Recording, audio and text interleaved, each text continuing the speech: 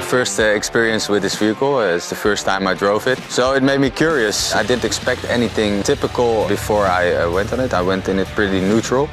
It's completely different from anything you've ever ridden compared to a car or even a motorbike, but it's not that difficult to get used to because it gives a lot of confidence because it doesn't lean over like a motorbike would, and because of the wide track you have a lot of grip, especially at the front, more than you would with a motorbike, and the entire unit itself, it's really confidence inspiring.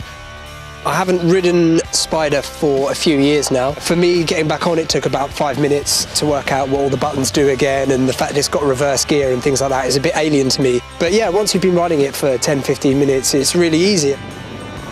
On the route today, there's some really nice switchback roads. What I really liked at the first drive is the mid-accelerations. The mid-range is really good, has a lot of torque, so it pulls really well.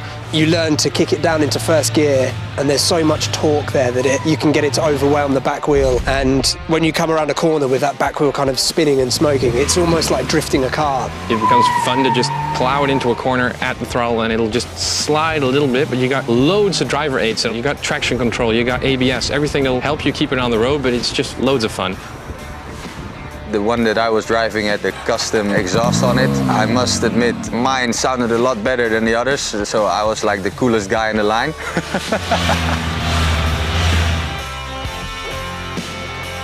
So I think the evolution of just the styling is really cool. The fact that you can see the bodywork and everything now. The riding position on this bike that I was riding was more aggressive. Having warmed handles will be very good because it's way too cold in our country. You have a big compartment up front. Around here you have a small compartment where you can put like a phone or MP3 player and play it via the speaker, so that's really cool. And you have these pretty large panniers integrated into the design. That's a big advantage compared to a motorbike.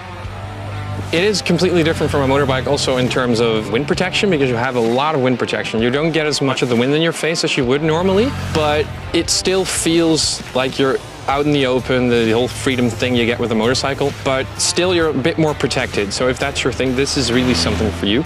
If I have to pick 3 good points about the Can-Am Spyder F3, it will be the futuristic looks. It's definitely the mid-range torque, which is damn near perfect. I think the confidence that it would instill in someone who perhaps isn't ready to jump on a motorbike. You have a lot of luggage space. And yeah, like I said, I think handling and performance-wise, there's nothing really like it out there. It's really different to everything else. It's not like driving a car, and it's not really like riding a bike, and it's really comfortable. So you could be doing huge distances on it, and you can get a sore back or sore wrists or anything. You can have some fun on it, definitely.